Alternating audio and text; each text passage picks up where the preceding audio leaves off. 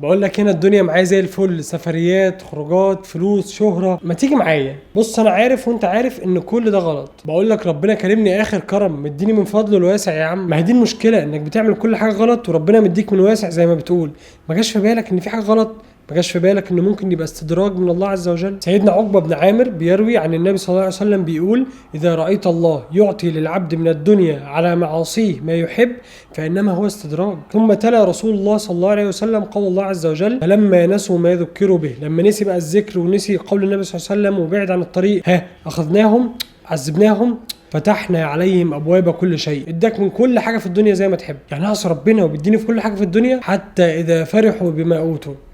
الحمد لله رقم واحد، سقف الله نجاح. اخذناهم بغتة فاذا هم مبلسون. سيدنا ابن عباس بيقول: المبلس هو الآيس، يأس من كل خير. فمن غير تزويق كلام ومن غير ما تسمي حاجات بغير مسمياتها، الحلال بين والحرام بين، وانا عارف وانت عارف. فحاسب لك تكون بتتمادى وربنا بيمد ليك وبيستدرجك وانت مش واخد بالك. الله الله في نفسك. اللهم ردنا اليك ردا جميلا.